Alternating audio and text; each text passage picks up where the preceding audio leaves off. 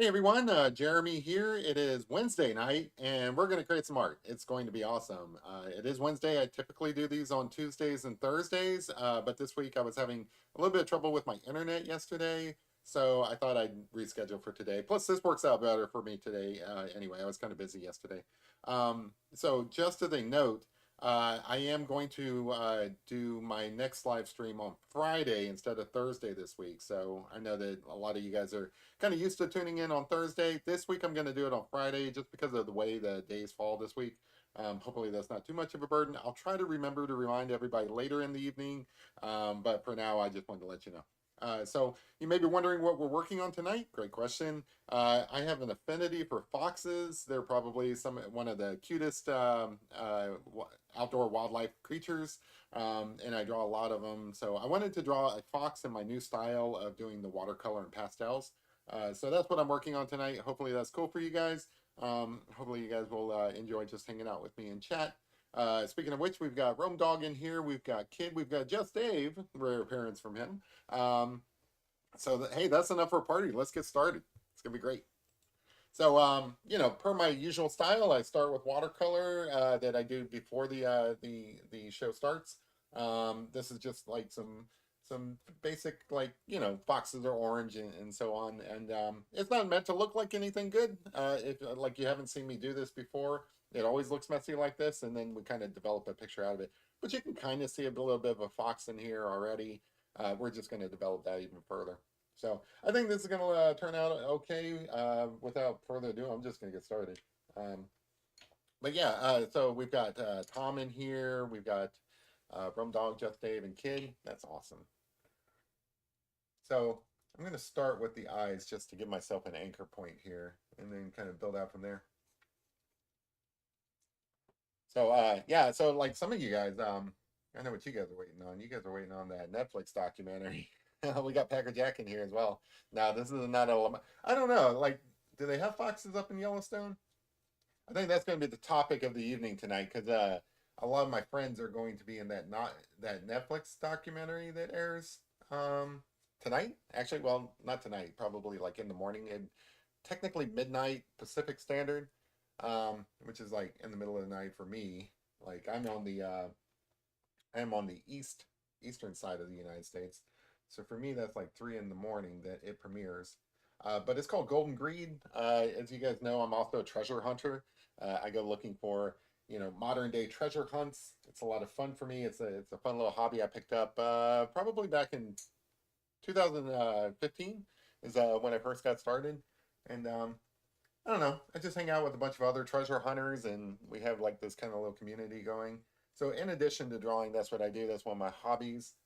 And if you're interested in finding out what that's like, uh, tune into the Netflix documentary Golden Greed, which premieres tonight. Because that's a lot of my friends are in it. That's kind of like, I don't know. They're probably going to cover some of the negative sides of treasure hunting too. So like that's going to be a little bit embarrassing. I didn't participate in that kind of stuff, but there were some people who kind of took it a little bit far and kind of went nuts.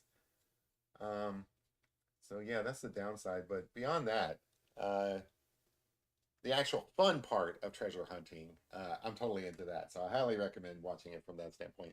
Um, for those of you who don't know, there was a real treasure hidden in the Rocky Mountains in 2010, and there was a 10-year search for it. There was like clues in the form of a poem. You guys might have heard about this.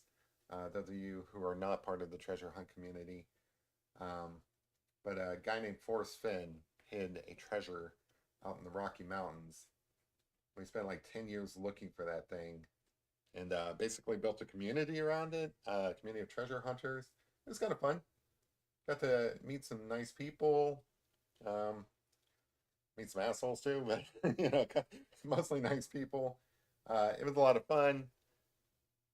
Most of the community still kind of hangs out together and chats about it, kind of like because the way it ended, there wasn't any kind of clear resolution to it. Like they never even said where that treasure was. The best we got was like who found it, but there's still some mystery around it. So,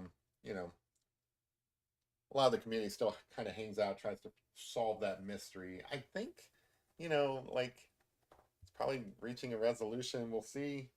But there's definitely a community of people who are still interested in that sort of thing.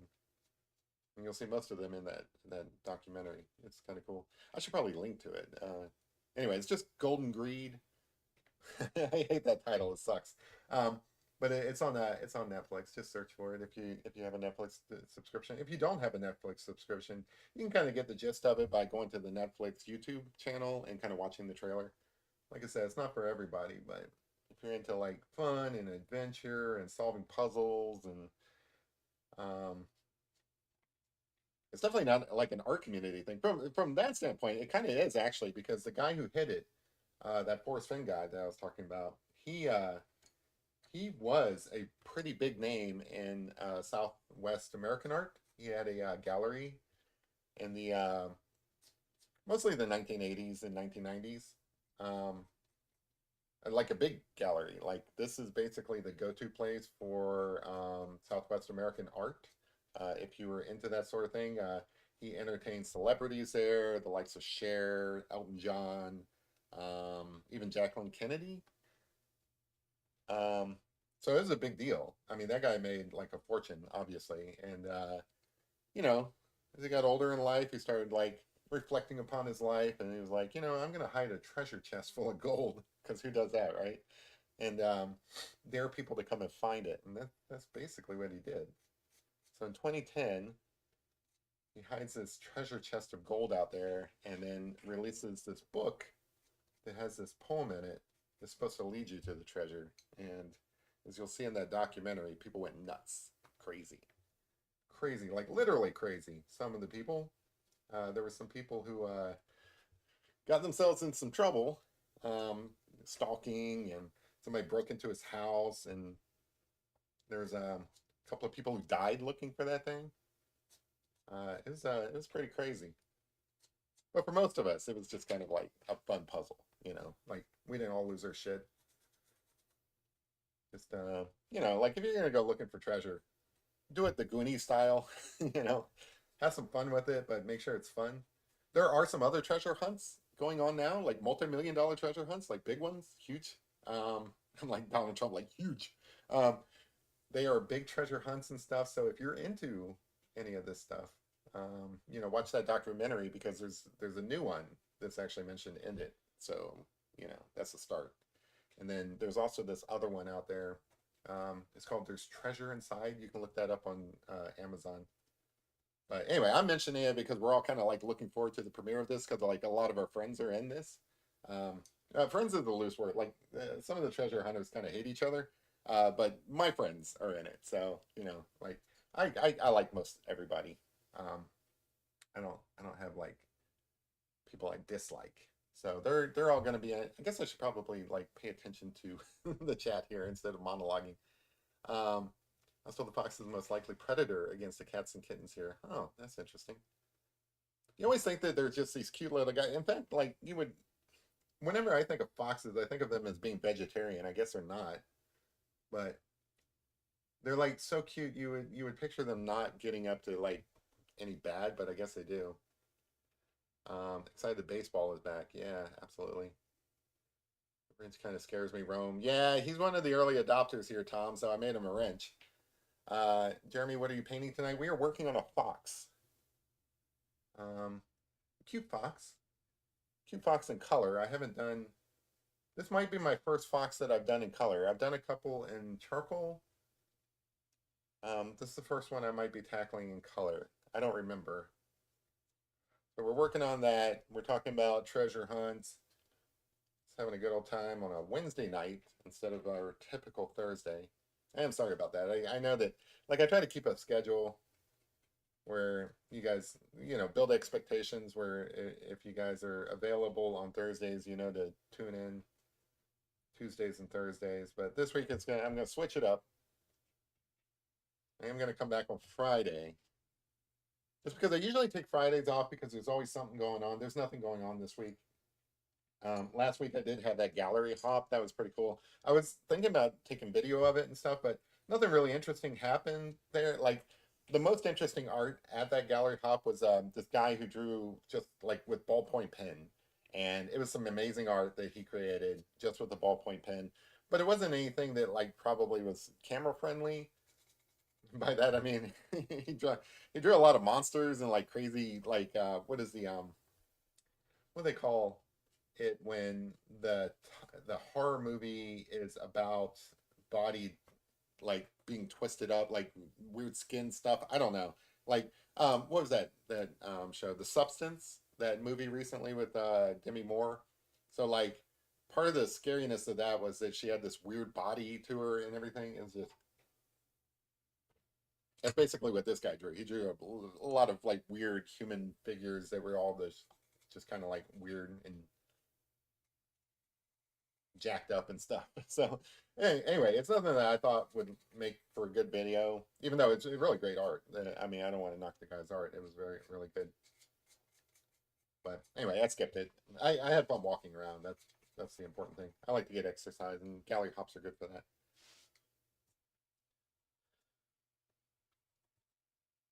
Hope everyone is doing well. Couldn't be better, MJ. Kid, wish I could say the same. Oh, I hope you're doing a better, MJ. Sorry about that. Hey, we got Larry in the house. Nice.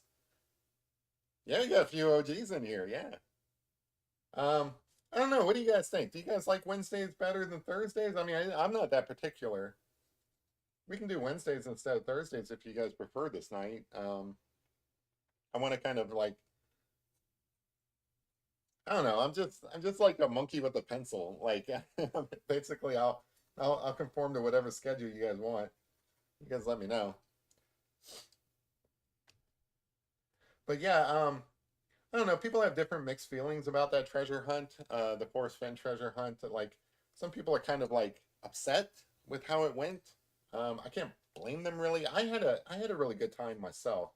My treasure hunt story again started with in 2015 with I think I saw the treasure chest and the gold and everything on Pinterest.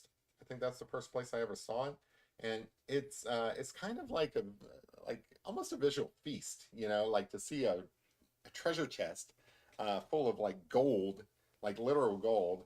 Um, and then somebody says, "Hey, this treasure chest could be yours. It's waiting for you out there in the woods." And it's like all you need to do is just solve this poem, and you can go out and find it. I'm like, "Yeah, man, that's awesome. Sign me up." And I ordered the book like right away, and I'm like, "Man, I'm gonna solve this thing." Obviously, I didn't. I spent um, I spent 5 years looking for that thing, 5 active years, and then another five hanging out with the community because, like I said, we don't know where it is exactly. I mean, we have ideas. I'm pretty sure this may upset some people because they have their own ideas. I'm pretty sure it was that fishing hole at Forest Fens. Um, that's kind of a popular opinion, but also it's like a controversial one. Some people get angry over that. But it is what it is. At this point, it doesn't matter. The treasure's gone. But yeah, people have very passionate opinions about that treasure hunt to this day.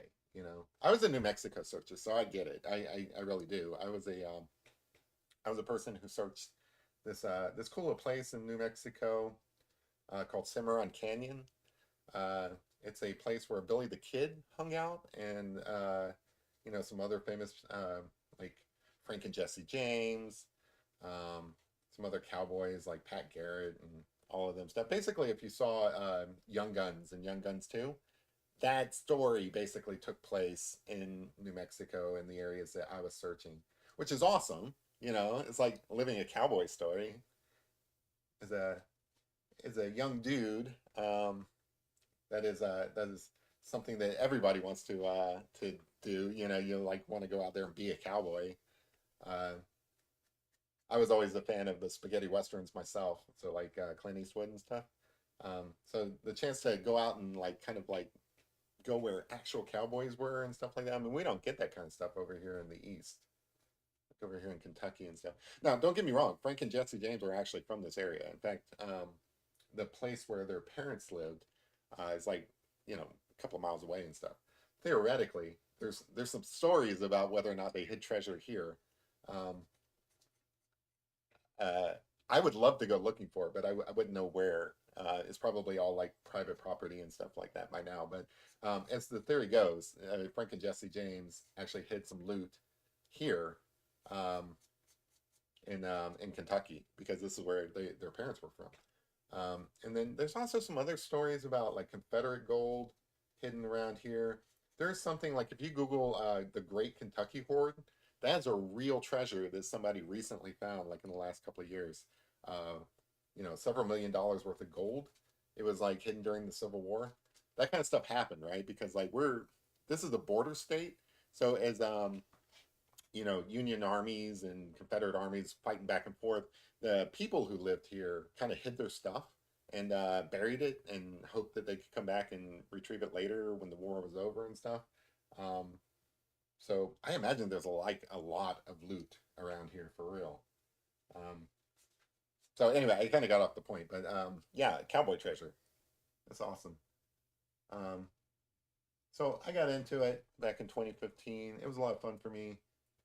This documentary is kind of like something people have been waiting on for a while because it is Netflix, so they put a budget behind it. It's not like I don't know, it's not like a home movie or something. It's like they actually put some effort into production and stuff, so it's going to be cool regardless. I just like pictures of the Rocky Mountains anyway. Put a little highlight on there. Doesn't that look good? I love putting the highlights in these eyes. Yeah, sorry, I get a little bit lost there. I wanted to put two little things in there, but I love Robert E. Lee. Yeah, maybe he hid some loot around here. I don't know.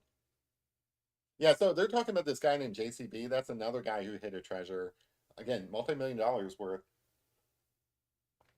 I think he had like five treasures he hid um, somewhere in the United States. So like that might actually be in your neck of the woods. It may be in my neck of the woods. Who knows? It may be in both. Like I'm sure he got around. Um, I guess I should probably talk about this technique a little bit. I'm trying to build up this facial structure here. Get some fur in here. I'm kind of making this guy look evil now that I see it, but we'll make it work. He'll look cute and cuddly when it's all done, I'm sure. I do like this technique where I have like just big swaths of color that I come back and add details over. I've been doing this technique for a little while now, and it's a lot of fun for me. I like how these pictures turn out. Some of the stuff I used to do back in the day wasn't particularly frameable. MJ says he's beautiful. MJ, you've been around for a while. Is this my first color fox? I don't know. I think it is. I think most of the other ones I've done in charcoal, which is, perfect medium for doing a fox, but I think color is good too. Yeah, I think this is my first color one. I don't know. We'll see. Doing the watercolor background kind of takes some of the burden off of doing the color, because like then you're left drawing detail, or like you might be adjusting the face a little bit and stuff because like the watercolor didn't work out exactly the way you wanted it to. I think in this case it looks basically the way I had in mind, um, but it does take a lot of the burden off of the drawing part of it. Like you paint these big swaths of color. Sorry, burp. And then you're left with just adding detail over it, which it simplifies the process, makes it a little bit easier,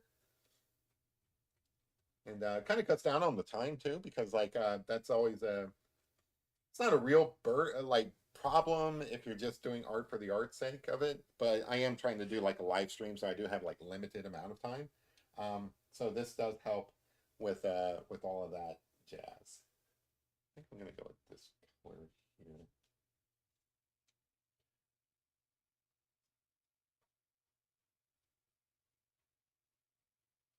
That part up there kind of didn't get enough color in the watercolor process.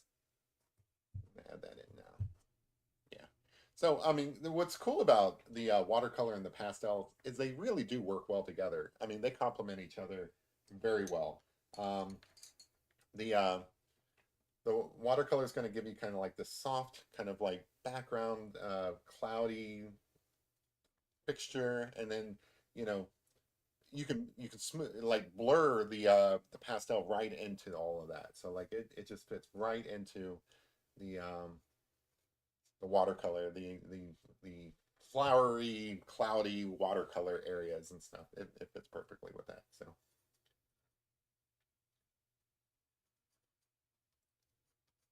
using this blue up here to finish off this ear. I want to get this kind of ridge across here. Just a ridge has like a little bit of shadow to it. Yeah, foxes are adorable. I love foxes. They're one of my they're like my spirit animal essentially. Um, I used to go for actually they are my spirit animal officially. Jimmy did a coffee fox last year. Yeah, okay, that would technically be in color because it'd be like sepia color. Thank you, kid. I appreciate that. Yeah, I totally forgot about that actually. Yeah, that would be an example of a color one. This one's a little bit better, like a full color. So I'm happy with that. But yeah, I did do that one. Um, so, fun story about foxes being my spirit animal. They technically are my official spirit animal because I declared them as such one time. I used to go for well, I still do, but was going for walks um, at this particular park, um, like almost daily over the summer, couple of summer back, and there's a family of foxes there, little baby fox, mama fox, I guess, and daddy fox. There was like three foxes there. One of them was obviously a kid, um, and they were just out there doing their thing and stuff. And like I saw them one day, and I'm like, oh, that's really cool. Next day I come back, I see them again, and I'm like, oh, that's really awesome. And I'm like, if they're there on the third day, this is officially my spirit animal. And sure enough, they were there the very next day, and I'm like, oh, that's awesome. Eventually, they stopped being there. I don't know what happened to them. I don't know if they moved on. I don't know the migration patterns of foxes. I don't know if they just up and move and find new dens and stuff like that. But they were there consistently for that entire season. I just thought it was cool. So those guys really solidified it for me. Since then, I'm just like, yeah, foxes are my spirit animals, and I do identify with them. Like, they're fun animals. They're cute. Um, they're mischievous, all the things that you hear about them being. Those are traits that I would like to have, I guess. I mean, I don't want to be mischievous or whatever, but like I just think it's kind of cool. Like there's worse things to be than a fox, I think, when it comes to like woodland creatures. Uh, hey Jeremy, did you hear about the chameleon? They couldn't change colors. He had reptile dysfunction. That's funny, Packer. Oh, hey, speaking of Forrest Fence stuff, Packer Jack has a number of items on eBay. I should probably have mentioned this. I forgot. Um, he has a number of items up for auction on eBay that are in the Forrest Finn realm. So, like, if you ever watched or paid attention to the Forrest Finn story and you were looking for like memorabilia from he's got a lot of art pieces, like bronze sculptures, things like that, really cool collectible stuff. It's on his eBay account. Maybe if we're lucky, he'll drop his eBay username in the chat or some way to get to. I don't think he can post a link um, without me making him like a mod or something, which I don't know how to do in the middle of the stream. Maybe if you could just post your eBay handle or something, people can find that stuff. But I always like to give a shout out to like friends' projects and stuff like that. I forgot he was doing that. That's a good mention. Because there's some like art pieces in there too, like for people who like art, like sculptures. I think it's been a while since I looked at.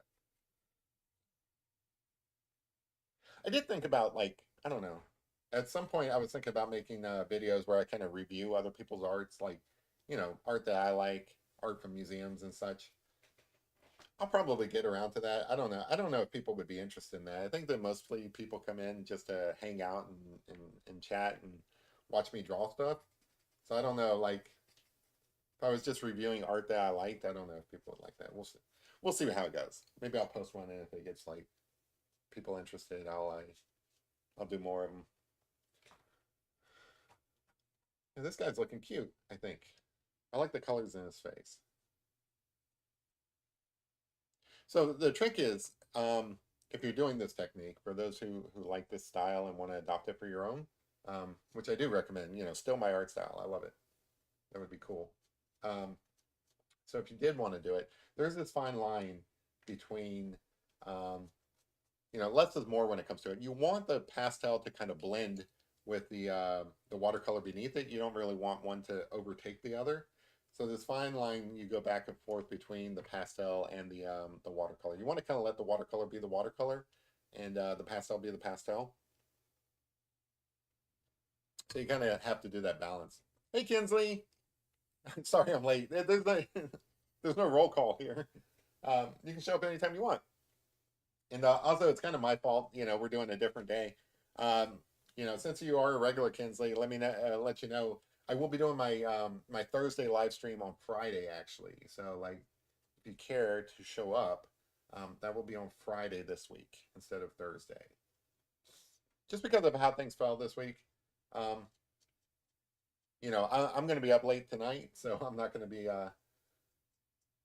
in that great of a mood tomorrow, probably anyway. But then also it's like, like you see me tonight, it'd be kind of weird to see me tomorrow as well. So I'm gonna hold off on that and do that Friday instead. Plus, it's kind of fun to break it up every now and then, get a different group of people, and not that I don't like you guys, but like every now and then you get exposed to different people and stuff by doing it on different days. I still want to do kind of like a weekend one. I just haven't had a weekend that worked for me. Um, I know that last summer I would do some landscapes on Saturdays. Kind of want to get that going again. But as soon as it gets warm, it's been kind of cold and rainy lately. I am going to be doing more street art. So that's going to be fun with my chalk and stuff like that. Basically, I read a book on street art and now I just want to do all that. It's a pretty cool book. Oh man, I suck with this. I forget the author's name and all that stuff, but it was a book on doing street art with chalk, like street chalk or sidewalk chalk or whatever. But then combining that with pastels and all that stuff. So I'm going to be doing quite a bit of that, I think, just until I get bored. Actually, I might just do one more. We'll see. I might get totally bored of it. Well, I shouldn't make promises.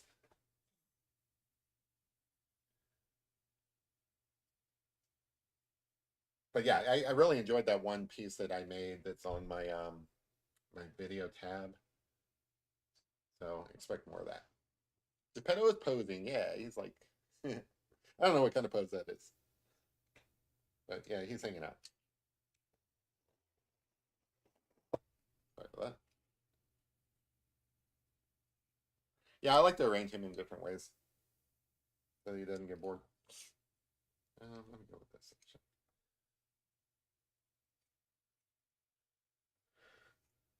No furry fox. Foxes are adorable creatures. They're basically like a cross between a dog and a cat, right? So like they're the best of both worlds. Foxes. I love dogs. I love cats. I don't know. Like assume that there's probably a domesticated fox out there somewhere in the world. I don't know how that works. I would love to have one. Like a fox that's just a pet and just kind of like, I don't know, use this as a litter box or at least like asked to go out or something like a normal animal. Normal animal. Like a dog or a cat or something like that.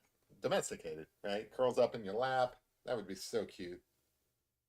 It'd be awesome actually. How do I get one of those? Like a domesticated fox. What does a fox say? Do you guys know? I think they just like yip and stuff, don't they?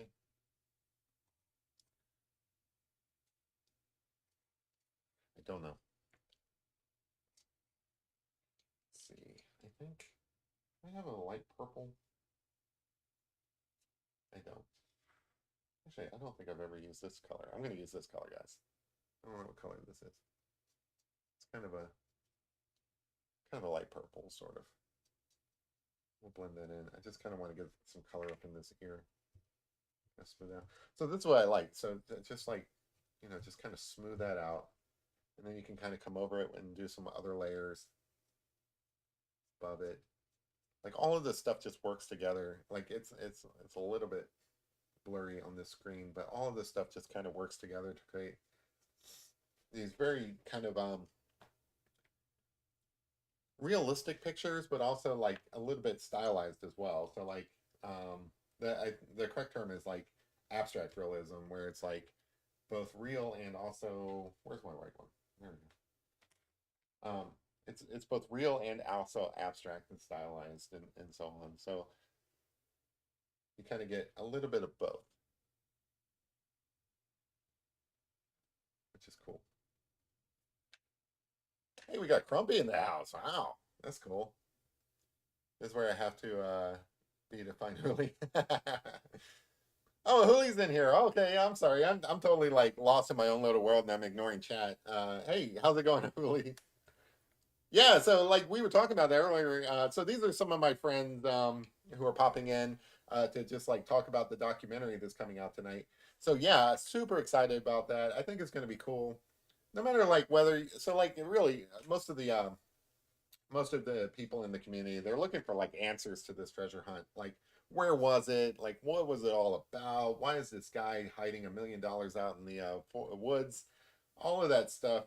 We never really got those kind of answers because, oh, I guess I should probably mention, just watch the documentary, but I should have probably mentioned some of the backstory is that this guy who hid the treasure that we were all looking for, he was 80 years old and the treasure hunt went on for like 10 years. So clearly by the time it ended, he was pretty old and he ended up passing away like right afterwards. So it's understandable, I guess, in a way that we didn't get a lot of answers to it. Um, so like, I don't think anybody's really, upset about that. Like the guy passed away. I mean, what can you do? But it has kind of, and there were some lawsuits involved and stuff like that. Some reasons why maybe we didn't get some answers, but I think for the most part, people are wanting to like kind of wrap this up and move on with their lives, and it's we put in a lot of time and effort on these things, right? So like there was a lot of obsession with where it was. I mean, it was $1 million, right? So like people do obsess about that kind of stuff. Um, some people just kind of like just went kind of crazy with it. So there is there's this sense that we kind of want to know what the answers are to kind of like move on from it and just kind of get on with our lives. So a lot of us are kind of waiting to see that sort of stuff. Like, are they going to give us some answers? We don't know. We don't know. Your fox is beautiful. Thank you, Huli. I appreciate it.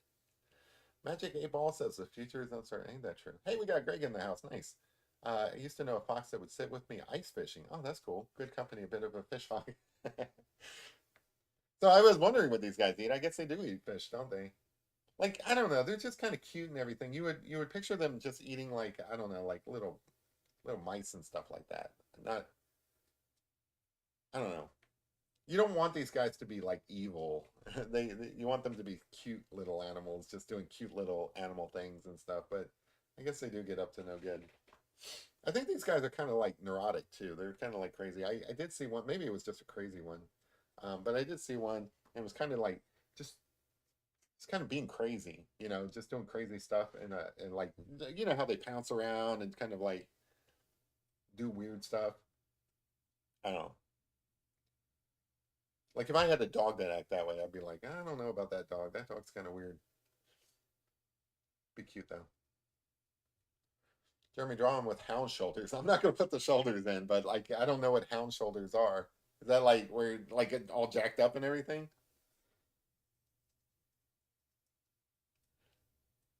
Um, this is a stylized piece, Crump.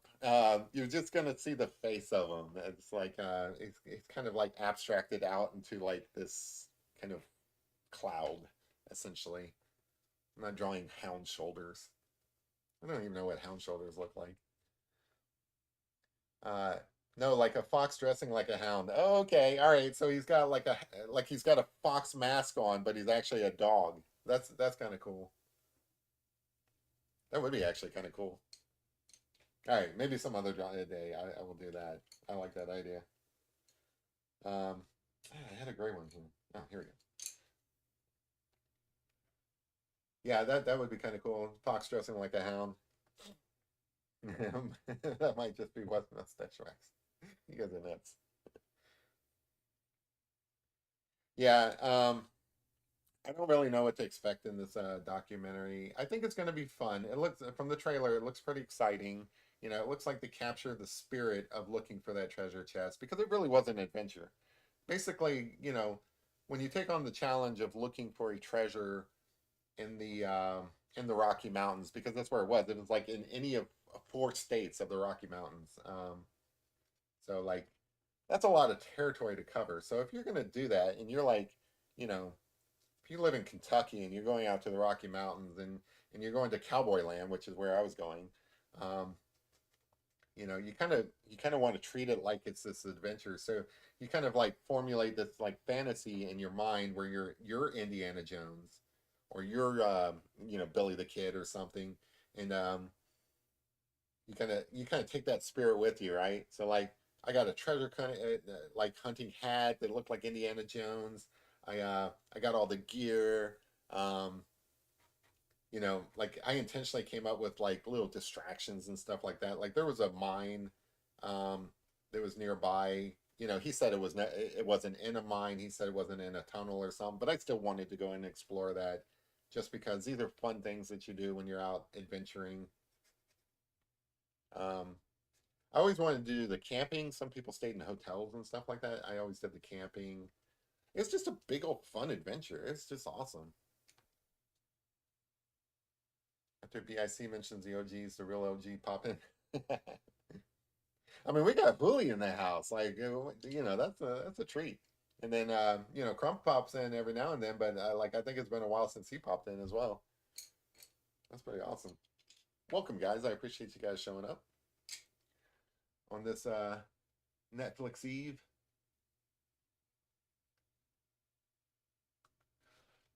Some of the people in it, like I said, are people that we know. I like to call them friends. Not everybody gets along, so not everybody would call them friends.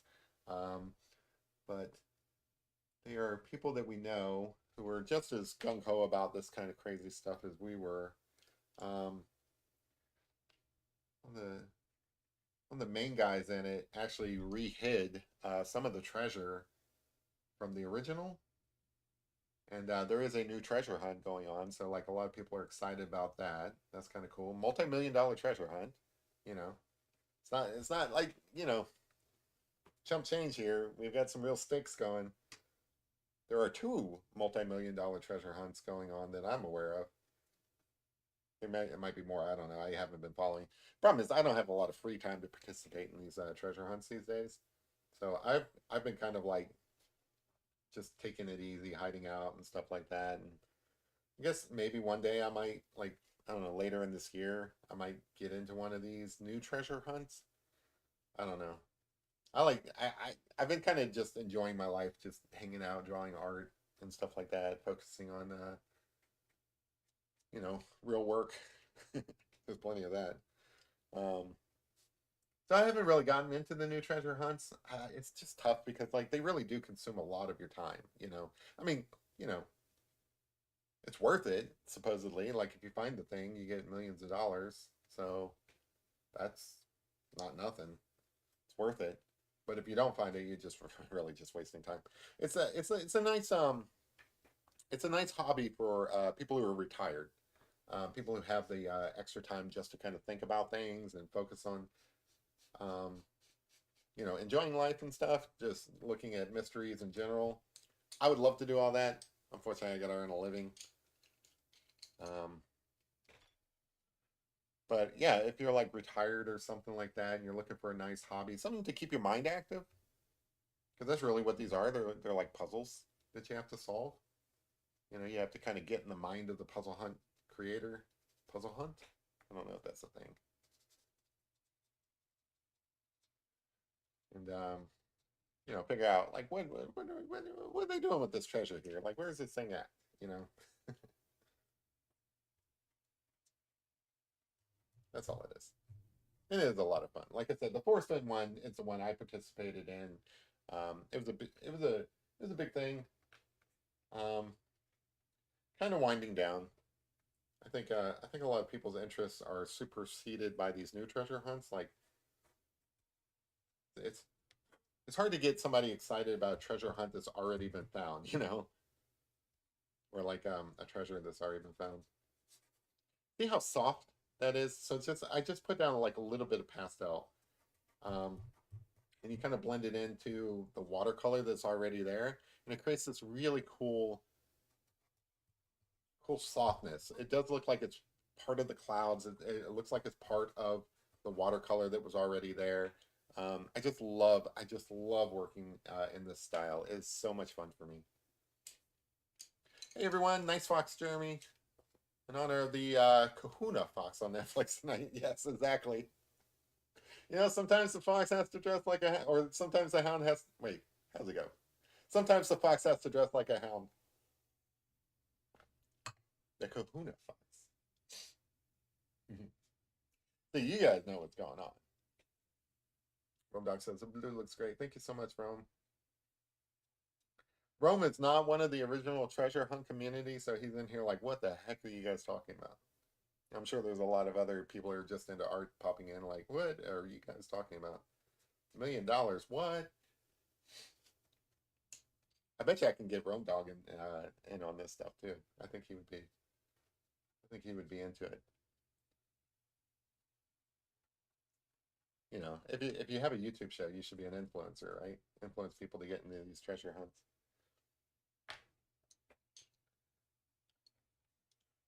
All right, so I'm gonna try to like get some fur kind of like coming up here because like they have this like sort of mane, right? That's what I love about them. They're basically the cross between a certain dog breed, I don't know which, and a cat. So they have this kind of cat-like mane going on here. That left ear kind of looks like let's see, left ear. This one, yeah, it does. Everything looks like Finrock to you, Packer. Let's see, get some blue kind of going up in here. What I like about mixing colors and stuff in this is again, this is abstract realism, so you don't have to be totally realistic. You can have it be heavily stylized. Like, there's no reason why I can't use colors that don't exist in nature up in here as well. I like to use blues with orange just because they are colors that work really well together. But also, like, the coolness of the blue kind of offsets the warmness of the orange slash brown, you know, those kind of colors. I think that they work really well together in contrast. So I use them a lot. You know, you guys will probably note that I have a lot of orange and blue combination type pictures. I was looking at my pictures that I've done in this style. A lot of them look kind of like, I don't know, almost rainbowy colors and stuff. I wanted to move away from that with this one. I wanted to use something that looked a little bit more like natural. So that's what we're doing here. So you see how like I kind of build up the dark areas and then kind of come over it with highlights. Um, Again, as I move away from the face and stuff, I can be a little bit more like loose and like chunkier, I guess. I don't know what the right term is with my marks. They don't have to be in detail, I guess. Um, so it's a lot easier to kind of draw when you get away from this. But you end up with like these layers of colors and they kind of just build up on top of each other. And it creates this like realistic look. And you have like, I don't know, 3 or 4 different layers going on. Oh, let's see. We'll travel for treasure. Rum Dogs is it on Netflix? So, like, if you have Netflix, Rum Dog, just look for Golden Greed, and watch that. And if you're interested in that, there's new treasure hunts going on that are kind of like inspired by that treasure hunt.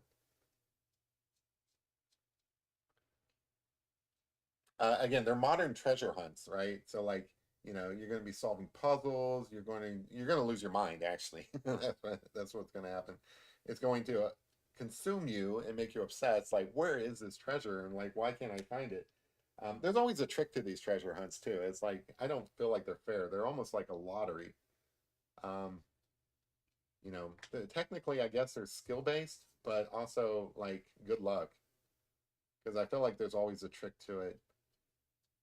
And I don't mean that as like a criticism. That's probably more like a feature, you know. It's like the whole idea is that you're supposed to become, you know, the best at it and find it and like look and find the thing that nobody else can. So there is like this sort of combination of skill and luck involved. Imagine like being in a breakout room, but then there's like $1 million on the line. So like, yeah, that's what you're kind of dealing with here. It's a feature, not a bug. Exactly. You know what I'm talking about. Crump, if that is your real name.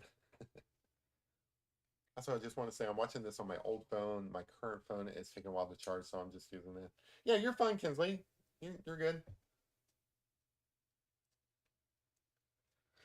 Yeah. You know, I appreciate people tuning in like whenever they can and stuff. If like you guys have issues and stuff where you can't tune in and stuff, I'm cool with that. You know, you guys have been around a while where you know that like every now and then I have technical issues of my own. Like I said, my internet wasn't working all that great. That's the whole reason why we're doing a live stream tonight. I think this guy's looking pretty good in here.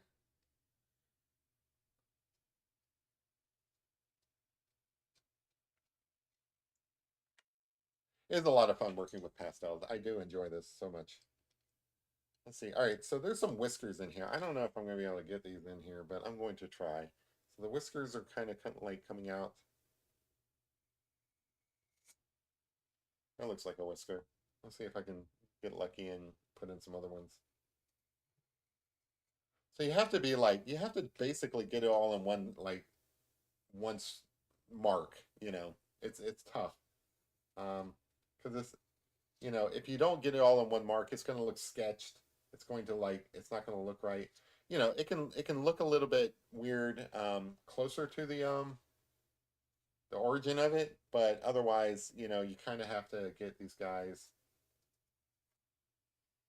like a one mark essentially. That's what I'm going with, one mark. Not a video to sift, but AI could. So you can find out who invented and see if there's satellite footage. Last time I checked, there's a commercials available satellite footage. Huh, interesting. Not sure what you're talking about, but I'm sure that means something.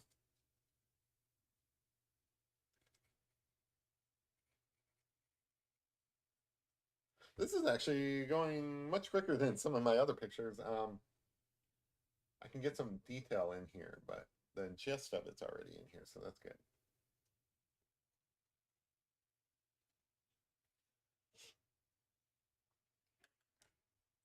So I like this dark blue here. I'm going to kind of put that dark blue up in here. So one of the things that you go for in a portrait of an animal or person or whatever, you kind of go for this like cohesion. So if I have this color down here and I use it up here, that's one of those techniques that will help you kind of create this this overall composition that kind of like works together. I'm just making up words right now, but you kind of get what I'm saying, I think. So by putting this blue up in here, now it kind of ties in with down here. And this dark area up here kind of like leads you into like other areas of the picture. And then also by doing that, I can kind of come up over that darker area and get, you know, some lighter features, some fluff. Floof, I guess they call it. I don't know. Floof. Let me get this.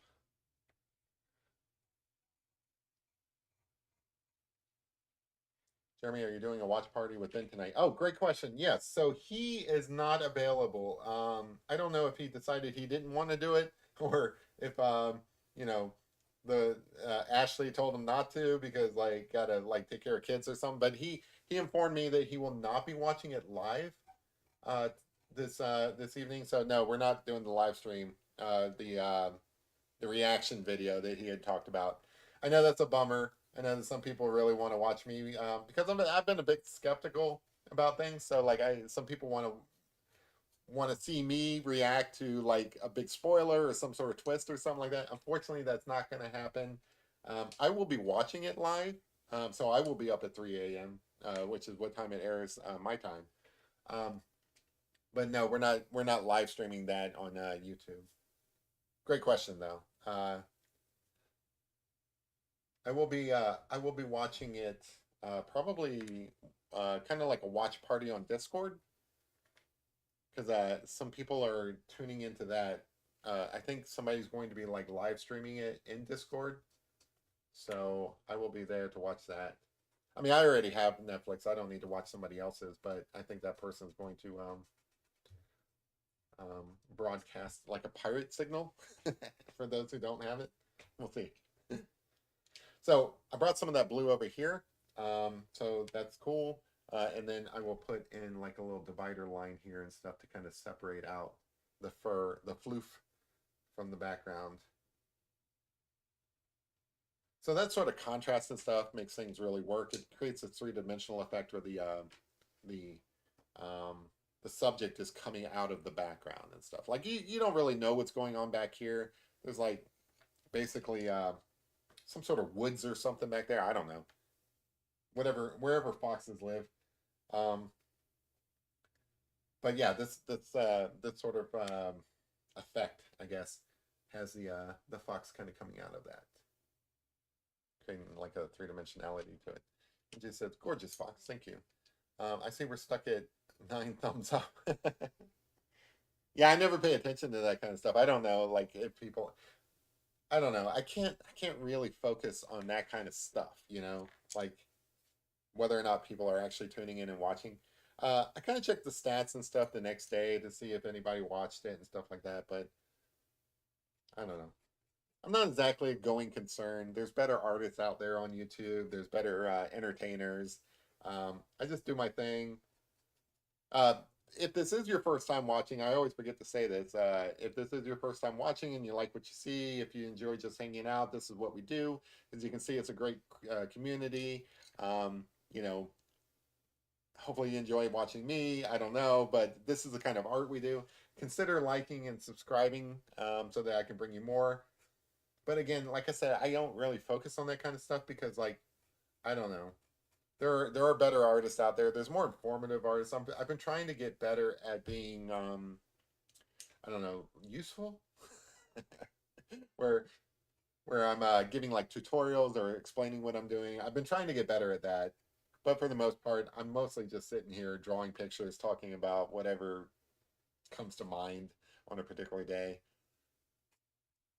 Tonight, I'm talking about treasure hunts because that's a hobby of mine. But tomorrow, I might be talking about I don't know, like the next Marvel movie that's coming out or something, which I think is Thunderbolts. I think that comes out in May. Right now, it's Daredevil. Daredevil is awesome. Like if you guys get a chance to watch Daredevil on Netflix, not Netflix, sorry, Disney Plus, that is worth the watch. It's just as good as the Netflix series that it used to be. Um, I know that like not everybody has like a Disney Plus subscription. It might be worth getting one just to watch Daredevil because it's pretty good. I'm enjoying it a lot. I've always liked Daredevil. Daredevil's cool. Um, and then also, I think they're supposed to start Andor soon, which, in my opinion, is the best um, Star Wars property that they have on Disney Plus. Andor is really good. I know that like a lot of people like The Mandalorian, and I do too. Don't get me wrong. It's just Andor is like a really good story. Anyway, it's the story of the build up to them stealing the plans from the Death Star. So in the beginning of the Rebel Alliance, it's just a really good story. I like it a lot. Um, so if you're looking for something to watch, those are my recommendations. Watch Daredevil, and then keep your Disney Plus subscription long enough to watch Andor when that comes out. I don't know when that comes out. I think maybe next month. I don't know. It might be going on now. I don't. I don't know. I'm gonna have to look into that. Foxes live in a den. Yes, they do. Jeremy, does Leroy's NDA expire tonight? I don't think Leroy is going to be in that documentary. I don't. And if he is, he's going to be like the banner at that one fundraiser event or something because like nobody reached out to me and asked for permission to use him. We're talking about an animated character I created at one point for that community. He may or may not be in the documentary. I don't know. If he is, again, nobody reached out and asked me for permission, so it would be as part of somebody else's video. I wouldn't expect them to use my videos without asking. I wouldn't care, but I would expect them to have asked at least. You know, Netflix being Netflix. Um, they didn't ask, so I don't anticipate that. That said, he has made some appearances in other people's videos. I wouldn't be that surprised if he shows up, but also I'm not expecting him to. If they talk briefly about some of the fundraising, I don't know. I don't know what story they're going to tell. They might tell the darker aspects of the Forest Fin treasure hunt. You know, the whole hey, people died looking for this, and you know, people went on stalker rampages and stuff. I don't know what they're going to talk about.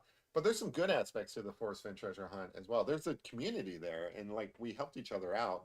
Um, there was a there was a lady who lost her house in a fire, one of those California fires, and the community came together and did a fundraiser for her, and basically bought her new property. Like I don't know, I think it raised like $60,000 or something like that. That sort of stuff needs to be told, but I don't know if they're telling that story. You know, if they tell that story, that fundraiser, Leroy was there, like the animated character that I drew. So that's kind of cool. So he might show up on Netflix. That would be awesome. If I had thought ahead of time, I would have submitted him or something to for them to cover. But I don't know. I'm dumb. I always think about things after the fact. I never I never take advantage of things in life before before they happen. You know, like that's been my whole life. Like I don't know. Like I was I've been a software developer for a long time. My I had an early content management system long before Wikipedia ever came out. I was building search engines before Google existed. They weren't that great, you know. They were dumb. They weren't very good products or anything like that. But they existed. I feel like I'm always like, you know, I was doing some lightweight AI stuff like a couple of years back before that ever grew. Um, I do all this stuff, but I never finish anything to where I can take advantage of it. So I'm always like behind the curve. I don't know. It's just the way my life goes. It's like it's not hard for me to if I wanted to, it would be very easy for me to look back and regret at a lot of the chances that I missed out on in life, you know. But I don't. I really don't. I try not to at least. I always try to look forward. Um, that bit of advice came from watching Mad Men, like Don Draper. He always talked about how his life only goes in one direction forward, and I'm like, that's awesome. I like that. I'm going to adopt that as my philosophy, and I have ever since watching that. Um, I try not. I mean, I'm as nostalgic as anybody else. You know, I'm of a certain age where you start looking back and you're like, man, I miss being I miss being a kid. I miss being, you know, a young man. I miss all of these different things in life. But you can't really dwell on that kind of stuff, is what I'm getting at. Um, you know, missed opportunities aside, I'm trying to just be better about that kind of stuff and like look forward to new opportunities in the future versus like looking back, if that makes sense. Jeremy is an innovator. You're still young. Don't look back. There you go. Thank you, Lorraine. That's a philosophy I've got. I appreciate that. Yeah, yeah. You know, like I have this philosophy. You know, just talking about like good ideas and how they're wasted on people in general. I've always had this philosophy that like really good ideas are wasted on poor people. Like I've never had a ton of money or anything like that. So I if I ever did have a good idea, I would have to go looking for investors anyway, just because I don't have the money to invest in my own ideas. Um, so it's like I do feel like a lot of good ideas are wasted on poor people because they don't have the resources to develop it. They may not have the education or the know how to develop it. And there's probably a little bit of that with me as well. I've spent I spent a good portion of life in corporate America, so I kind of get the gist of how these things work. But also, you know, I am dumb. Also, like I'm you know, I don't make the best choices. Um, you know, I'm a treasure hunter, right? So like I'll go off looking in the Rocky Mountains for a treasure instead of like like buckling down and doing the things that I probably should be doing. So anyway, I don't make the best decisions and stuff like that. So part of it is just me. I don't know, but I do have some good ideas sometimes. Uh, it's just poor execution. They do say that like in business, um, it is less the idea and more the execution. And I believe that that is true, and that kind of is my downfall. I sometimes execute well, and a lot of times I don't. So there I am. But yeah, I mean, I appreciate that, Lorraine. I mean, I'm not too young. I'm not. You know, I'm not. I'm not young at all, really. But I am. I'm on the cusp where I do have maybe a second act uh, at some point, um, or maybe even a third act. I don't know. We'll see. But yeah, I'm not giving up hope yet. Right now, I'm just enjoying drawing. That's where I'm at in life. That's what Kickstarter is for, Jeremy. Yeah, so if you have a good idea, there are like a lot of things that are available to you nowadays. If you have a great idea, there's like crowdfunding through Kickstarter, things like that. So obviously, I don't have a Kickstarter right now, so I don't have any good ideas. But one day, I don't know. All my best ideas come like in the shower. I don't know if that's true for everybody, but you know, when I'm getting ready during my day, I do believe that like the best ideas come when you're just not thinking about them. So like if back to Don Draper, I big fan. So like not only of like John Hamm, I think he's a great actor, but the character of Don Draper, I'm a huge fan of the character of Don Draper. And one of the things he said, like you could probably write a whole book about life according to Don Draper, and forget about all the bad stuff. Like he was a womanizer. You want to skip over all that stuff, but like his business finesse, there's some good advice in there. Um, but one of the things he said was, like if you have a problem, think about it and dwell upon it, and then just shut it out, forget about it, think about something other than that completely, and then the idea will just present itself. And that is true. That is 100% true. I am a software developer, and I work on like a lot of different projects where you kind of code yourself into a corner, and you don't know where to go or do, or you know you don't know what feature works best, or all of these problems that present themselves that you don't have answers for. And the truth of it is like you're not going to solve it by dwelling upon it. You have to dwell upon it, get all the facts into your brain, do all the research that you need to do, think about it, weigh all your choices, and then just put it out of your mind. Just forget about it. And then, one day you'll be taking a shower, and the answer will present itself. It really will. And that's why I carry around like even though I have a phone like everybody else, I'm a very analog person. So I carry around like a notepad and things like that just to jot these ideas down when they come. But yeah, all of my best ideas come in the shower. This is this is basically what I'm getting at. And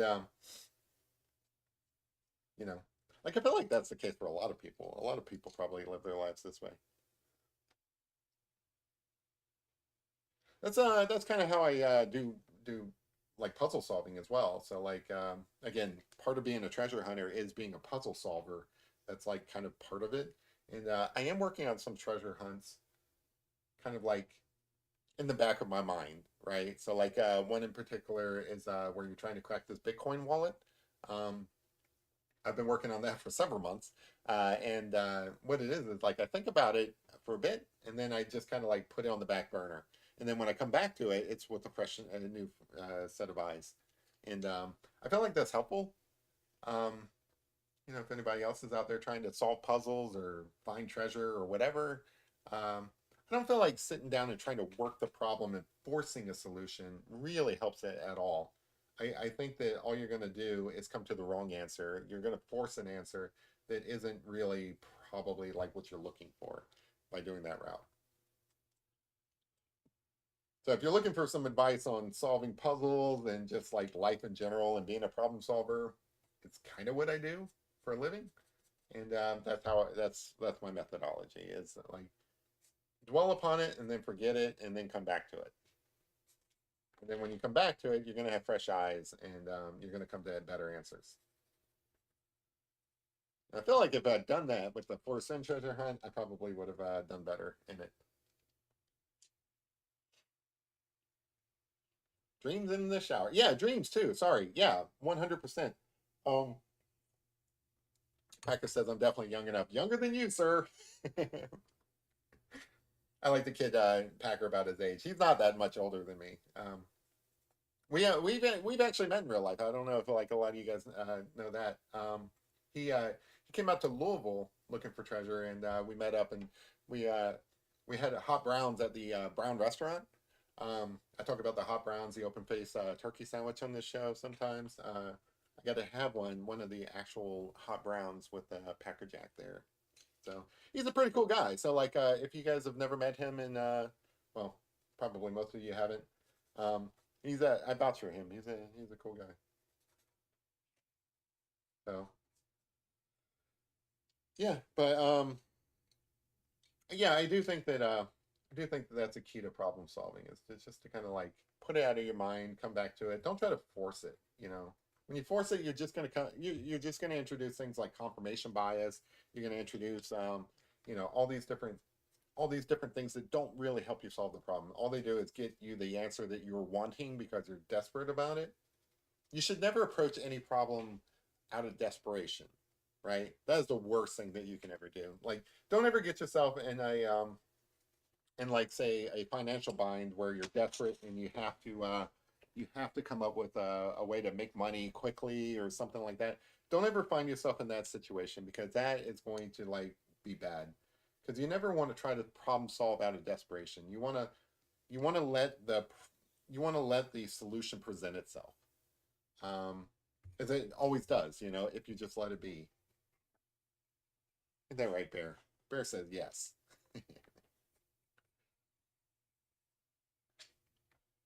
Bear wanted to say hi. All right. So I like this face. This is looking good. I got to work on this snout here a little bit. We're actually making excellent time. Like this is probably done enough where I would consider it done, but because we have the extra time, because this is going so well, I'm going to uh, I'm going to continue developing it and try to get some more colors in here. So instead of like just this kind of gray area here, I'm going to introduce some blues. Blues and whites always go well together. Blue is a nice little shadow for a white. Jeremy says, "Stop gambling." 100%. Hey, you know what though? Like, I am a gambler. I really am. I enjoy casino. I know that the odds are stacked against you at casinos and like with the lottery and stuff like that. But you know, you gotta be in it to win it. Yeah, it is good advice to say don't gamble, right? But the truth of it is, we all gamble. That is life. The question is how much risk are you willing to take on? How risk adverse are you, right? 100% everything is at risk, right? So like you wake up in the morning and you go to your day job. Guess what? You might get hit by a bus. You are taking a risk going to your office job. Um, it's a very small risk, uh, you know, like there's an example I talk about kind of often when I talk about like probabilities and stuff.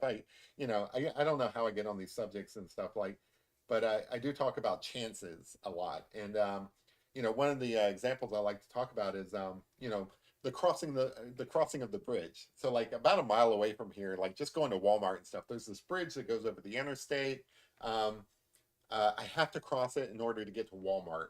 Um, you know, which I go to pretty regularly because I like Walmart. Walmart is awesome. So I come upon this bridge and I have this question like, do I want to cross this bridge? Like, am I concerned about crossing this bridge? Is there a risk involved in crossing this bridge? And the truth of it is, if you actually think about it, yeah, 100%. A there is a risk in crossing that bridge. That bridge might collapse on you. It's not like bridges haven't collapsed. They happen to collapse all the time.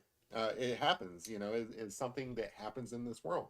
So the question is like, do you cross this bridge or do you just turn around and go home? Well, The truth of it is you have to cross the bridge to get to Walmart. It's something that you have to do. You may be concerned about it, but should you be that concerned about it? And the answer is, yeah, maybe, because like you look to the past as like a kind of a prediction for the future. So you look at it as like, well, this bridge has always held up in the past. Like I've never had a problem going over it before. It's always held up every single time that I crossed it before.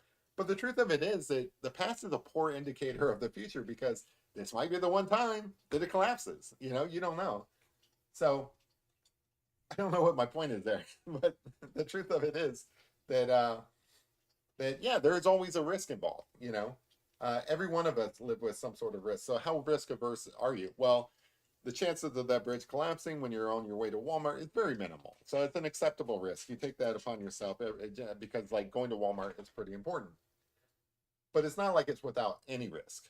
Um, it's just how risk averse are you? So like me, I am risk averse enough to where I don't mind taking a few $1,000s and putting into crypto and watching it disappear, you know, because sometimes it does. That's a level of risk that I am willing to accept, but that's not for everybody. And, you know, some other people might look at that and be like, well, that's a terrible risk because you might just lose all that money and stuff. And it's like, yeah, you might lose that money, but also, you know, to your guys' point, I am young enough to where I can recover from that. Like, you know, it's not like it's going to be the end of my my my my run, I guess, to lose money in crypto. I don't know what my point is. My point is that like, yeah, everybody does risk, and like I'm not against gambling. I think that everybody does gamble, actually, to be honest. And I think that you know that's some of the fun in life, to be honest. You know, you want to gamble a little. You know, some of the thrill in life is gambling. You know, some of it's with money, some of it's with people. You know, you have a spouse or a girlfriend or a boyfriend or whatever the case may be. You know, you're taking a gamble on that person. You know, you don't know how that person's going to act. That person may betray you. It's always a gamble. And it's the spice of life. We're all gamblers to some degree. There's nothing wrong with that.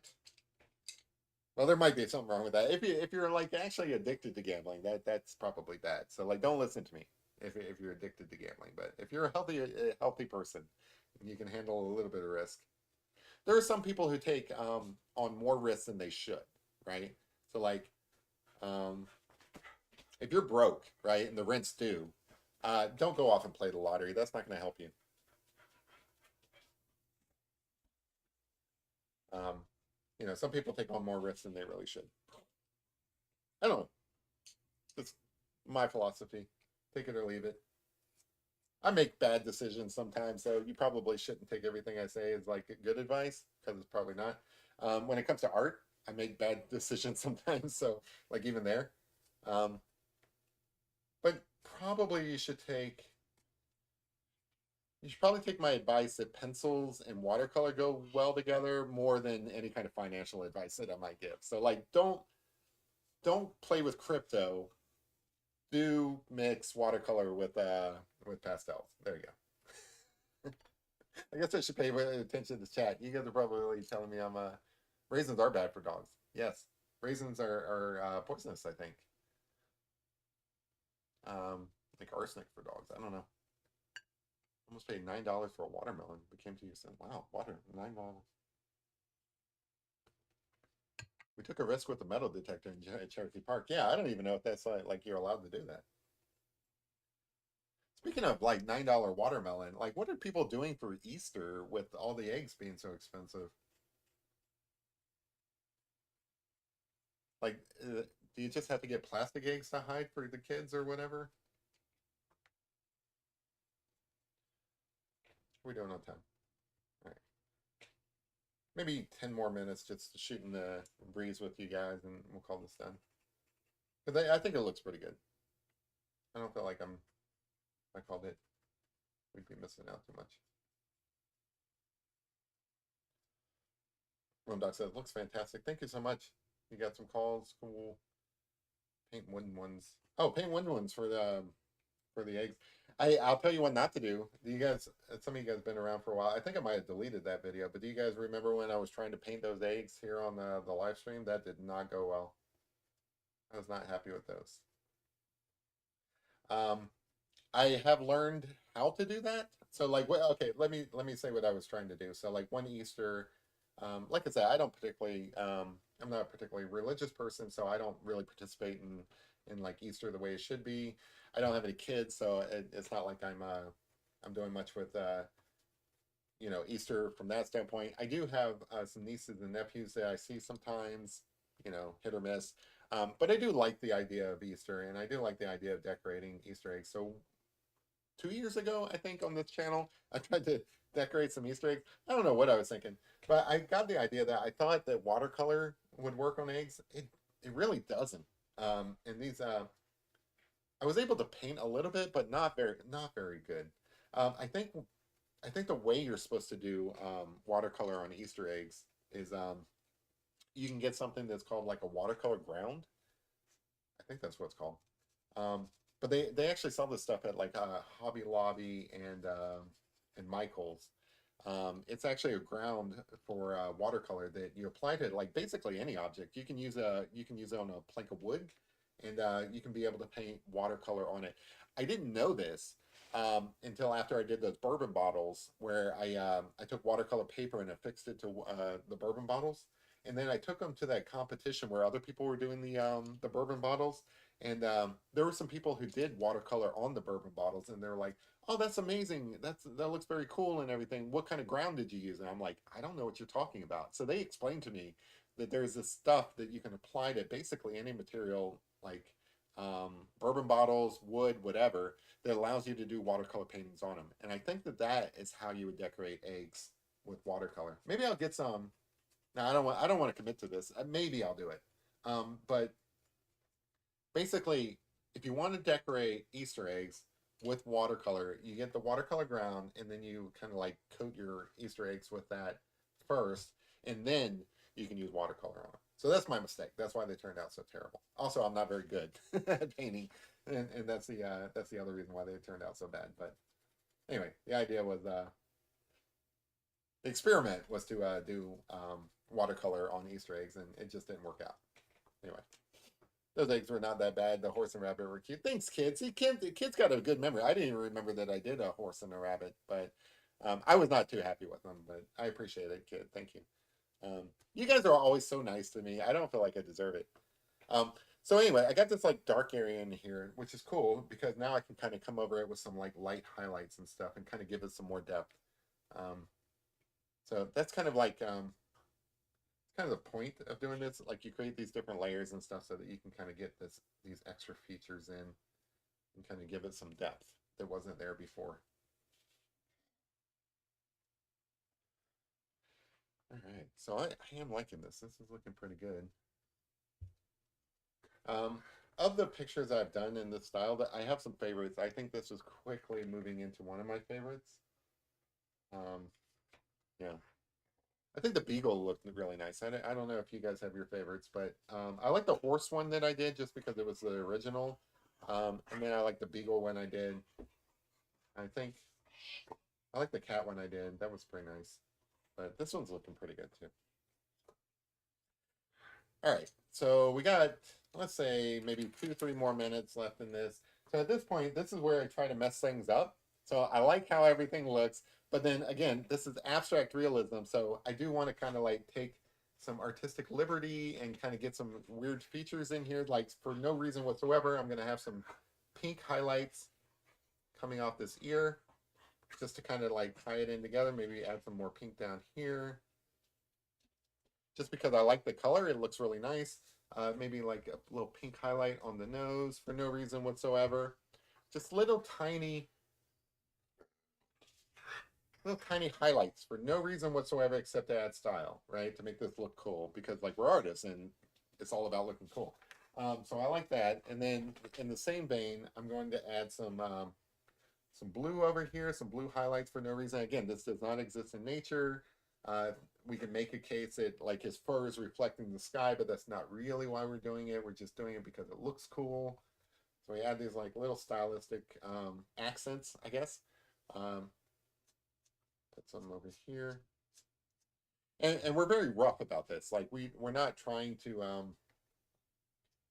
do this in any kind of like careful manner or anything like that. We are literally trying to create a little bit of chaos in this just to add some visual interest. I am all about chaos. That's why Fox is my spirit animal. Chaos is good. All right, so I like that.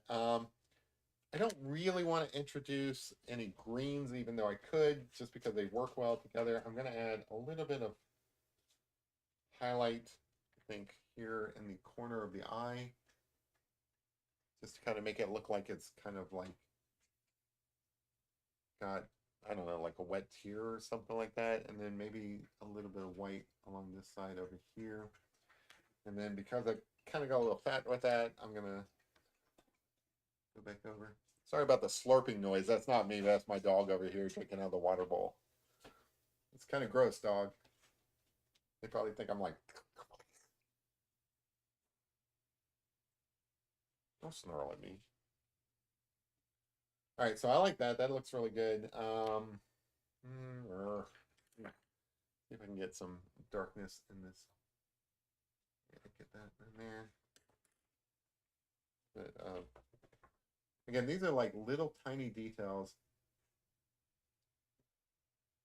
at the end for no reason whatsoever, except that they look cool.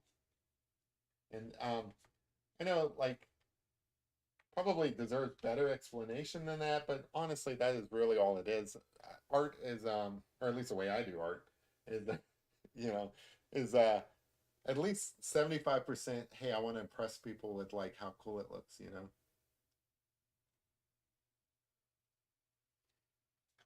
And a lot of that is style. So like this little purple or like almost burgundy. Can get that over in here.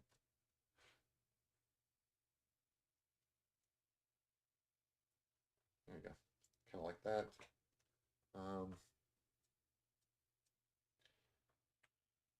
Yeah, so like you really shouldn't wait until the last minute to get kind of some of these stylistic things in here, but I do just to like, you know, kind of give it a like a painterly kind of expressive kind of look to it.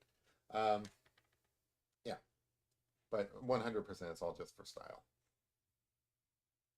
Get some of that blue up in here. I like this here. That's looking pretty good. Some little highlights up in here. So I like this. This is pretty good. I think I'm about done with it, unless you guys can think of anything. I don't know why I'm asking you guys, but yeah. Let me. I am going to get a little bit of. No, wrong color. Let me go with this color. Saying looks good. My aesthetic preference. Yeah, there you go. Like you got to make it sound really nice. That's another thing you won't get on this show, just because I never went to art school or any of that stuff. You won't get the right terms. Um, sometimes I mean I try. So sometimes I look up what the correct term is. A lot of times I just kind of make it up as I go along. So don't expect any kind of like real good you know accurate definitions here and stuff. Like I said, I do try though. Like I do know that this is abstract realism just because I did look that up, but I had to look that up because I didn't go to school. I didn't take any notes in class or any of that stuff that would actually be helpful to you guys. But you know, like what I lack in formal education, I make up for in bullshit. So if you guys like, you know, semi-correct answers delivered with a lot of confidence, I can do that. I can perform. I can make that happen for you guys. I may not have the right answer, but I will deliver it with a straight face. All right, so I'm pretty happy with this guy. So hopefully you guys enjoyed this. Let's see. Let me read through some of these comments. Yeah, MJ, I hope your week does go better. I'm sorry you're having to go through that. Um, Jeremy blames the dog for all of his gross noises on the internet. That's 100% true. So, like, if I were to fart, I haven't farted on camera yet that I can recall. But if I did, I would totally blame it on the dog. That would happen. Um, Packer says, great work as always. Thank you. I appreciate that. I feel badly for the hen house. I don't know what you mean by the hen house. So looking, signature. Do you sign them? That's a great question. So I'm not really sure. I don't usually sign things that I draw on camera. If I send it out to somebody, then I sign it. But it's kind of mixed on that. Like I have heard that it's best to sign them. I've heard it's best not to sign them. So I kind of like make that up as I go. Usually, if I'm gonna send, like if I were to send this out to somebody, I would probably sign this. I don't bother with it. Um, if I don't plan on actually sending it to anybody, which I don't, I don't plan on actually doing anything with this. So I probably won't sign it. Um, but yeah, I probably would just J Parnell or something like that. That's a great question. But yeah, so I've heard people say sign the back. I've heard people say sign the front. So some people say sign the frame or the matting or something like that. I really don't know. I'm not that kind of artist where a ton of people buy my stuff, so it doesn't matter to me. Um, he signs an Elmer Dick Jeremy. That's great. Um, you know who else never went to art school? Most great artists. Yeah, this is 100% something that you can learn on your own. There's no real reason why you have to go to art school. Since I never went to art school, I can't tell you the benefits of it or the drawbacks. That's something that you're going to have to work out in your own, on your own. I can tell you 100% that art is or like the kind of art that I create at least, is uh, is something that you can learn on your own if you have that kind of personality, or it's something that other people can teach you, like maybe you might learn from watching me or something like that. um, but it is 100% an acquired skill. I firmly believe that you're not born with this. It's something that you develop. I was not creating foxes like this when I first started this channel even. I've been here for, I started in 2023, so at least 2 years. And like those of you who have been around for a while, you have seen my progress. So it's like a muscle, like you don't run a marathon your first day. You have to kind of build up to that. So but it is something you can do. It is something you don't have to go to school for if you don't choose to. Maybe there are some benefits from going to school. I don't know. Kinsey says, I loved how this turned out. Tom says looks great. And David says, good night. Good night. Sign the edge so where it's tiny so no one can see it. So there's actually a little tiny JP in the eye. Yeah, if you look for it, sir. Yeah, so I'm gonna go ahead and call this done. I appreciate it. Just as a reminder, just because I just remembered to remind you guys, I usually do my live streams Tuesdays and Thursdays. This week I'm doing it Wednesday and Friday. So my next one will be on Friday. So make sure you tune back for then. I was gonna do a two-parter where I did like charcoal one day and then pastel over that the next day. I might still do that on Friday, but I might do the charcoal bit first. We'll see. I don't want to make any promises because I may wake up on Friday and just be like, I don't even want to do a live stream. We'll see. But I appreciate you guys hanging out with me tonight at least. For those of you who are like the theme of tonight has been treasure hunting, which is a hobby of mine. I really enjoy it, the puzzle solving, all that stuff. So for those of you who are into that kind of stuff, make sure you check out Netflix's Golden Greed, the story of the Forrest Fenn treasure hunt. It's a treasure hunt I participated in. I put like 10 years into it and didn't get anything out of it. So, but it is fine, or it is fun to go back and watch these sort of things and reminisce. Like I said, some of my friends are in it, so it's going to be awesome. But if you're into that sort of thing, if you're just into Goonies type adventures, make sure you check that out. It's probably going to be a lot of fun. But I'll be watching that tonight. So anyway, appreciate you guys hanging out with me on a Wednesday night. I will see you guys Friday. Stay cool. Thank you very much. Bye.